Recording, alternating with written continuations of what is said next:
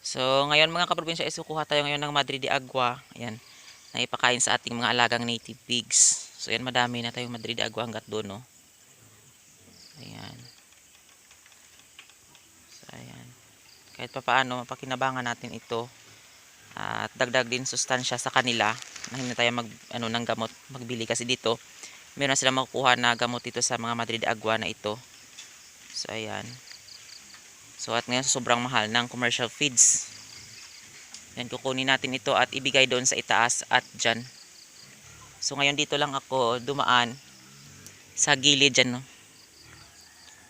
Kahit pa paano hindi malalaman ng mga baboy na nandito ako kasi kapag malaman nila na doon ako dumaan, sobrang ingay nila mga kaprobinsya.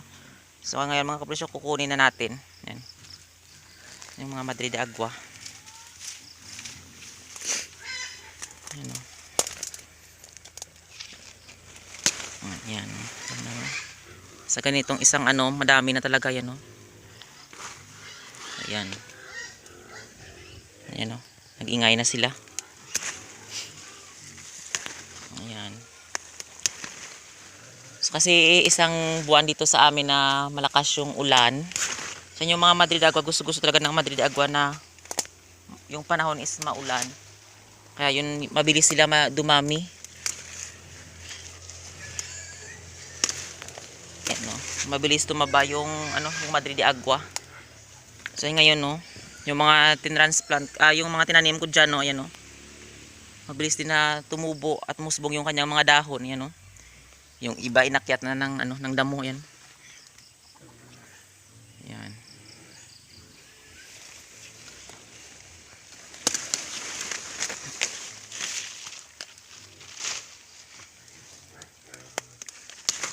Sobrang dami.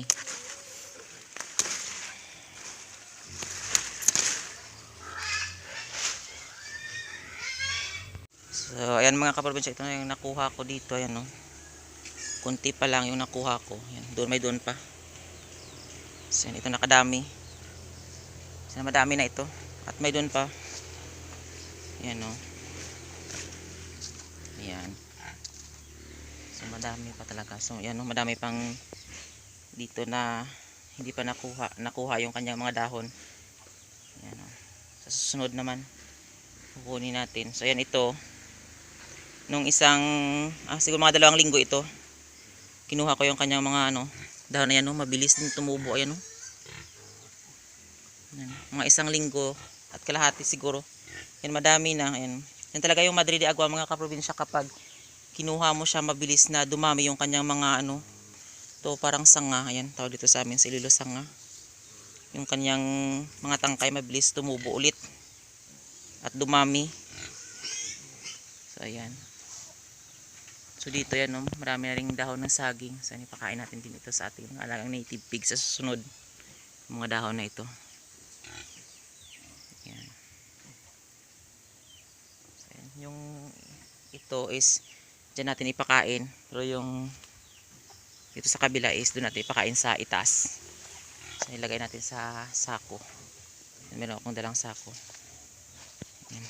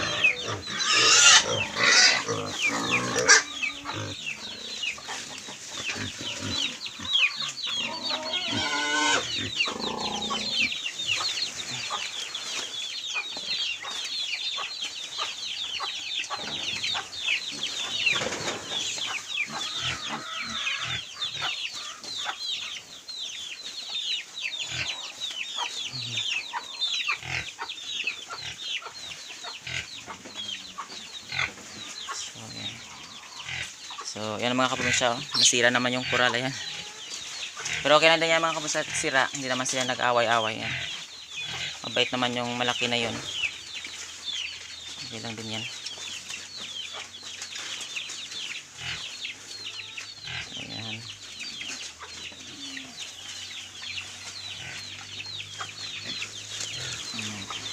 So itong mga Madre de Agua na itong mga kaprobinsya is mga 3 linggo na makuha mo yung kanyang mga ganyan, yung mga tawag sa Tagalog sanga, dito sa amin sa Iloilo sanga, sa Karaya. Yung mga ganito niya, yung mga katawan niya mga kaprobinsya, ayan no, sisibol ulit ito mga 3 weeks. Hindi na naabot ng ano, hindi na naabot ng ano, ng mga 1 linggo sisibol na ito, mga 3 weeks pwede na makuha ulit. Malaki na, maging ganito na siya kalaki, ayan no. Pero kahit ganito mga kaprobinsya, pwede na rin ito ipakain. Kahit pa paano makatipid tayo at may sustansya din makukuha yung ating mga alagang native pigs dito.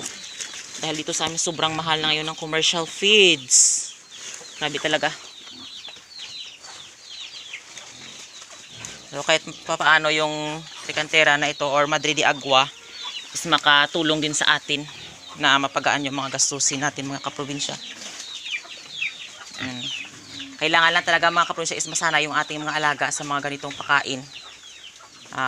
Maliit pa sila, mga kasi dito sa akin yung mga native pigs ko na ito na maliit pa, yung inahin na yon, kapag mga 2 weeks na yan, binibigyan ko na rin yung ano, yung mga 2 linggo na, yung mga biik binibigyan ko na rin yung kanyang nanay. So yung mga biik is kumakain na rin ng mga tricantera.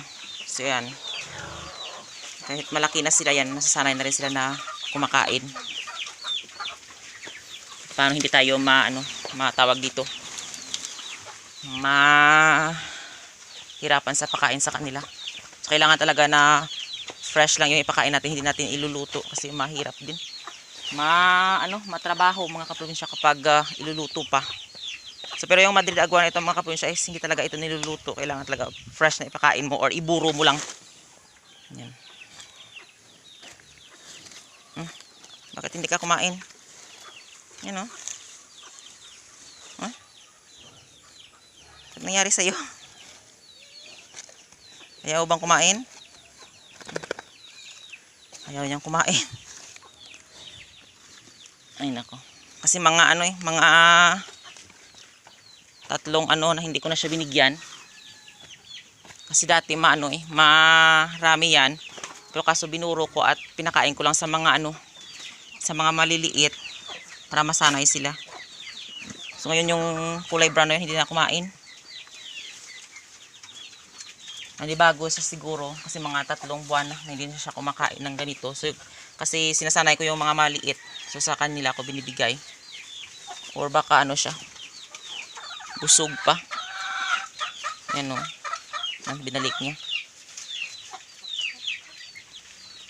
Ayan. Baka busog.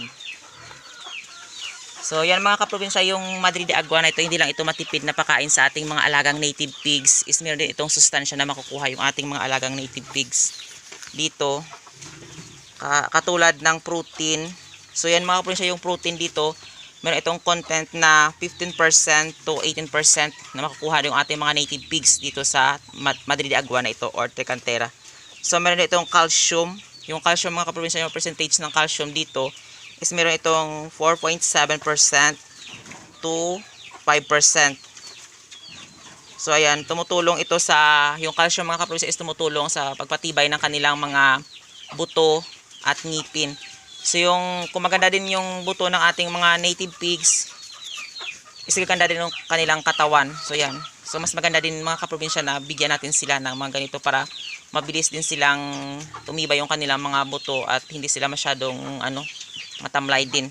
At mabilis din sila lumaki. So meron din yan mga kaprobinsya na fiber, 12% to 15% na makukuha din dyan sa Madre de Agua, yung ating mga native pigs. So meron din yung phosphorus.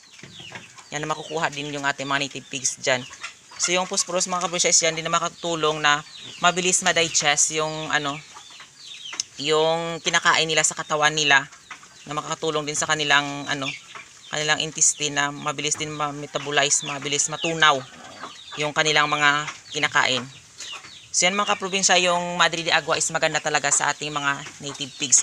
So mas maganda rin mga kaprobinsya na ihalo natin ito sa commercial feeds o darak ng mais. Pero dito sa akin, sinasanay ko na sila na pinapakain ng fresh na ganyan.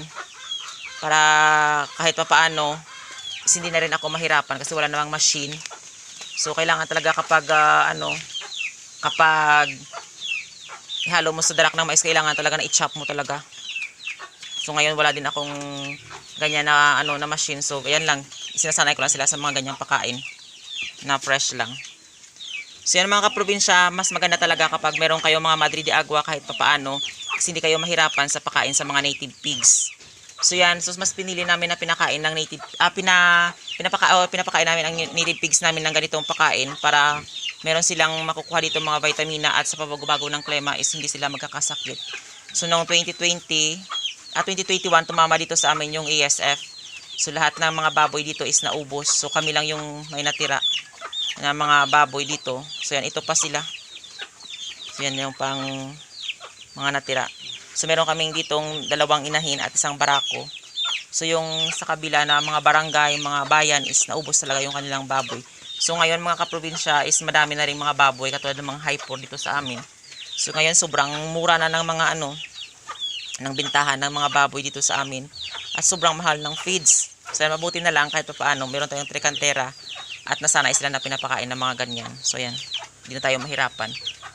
So yan mga kaprobinsya, yung yung trikantera is maganda talaga ito sa ating mga native pig. So yan mga kaprobinsya, maraming salamat sa walang sawang pagsusupport at panonood nyo sa aking YouTube channel. And don't forget to like, share, and subscribe to my YouTube channel. Thank you for watching and happy farming!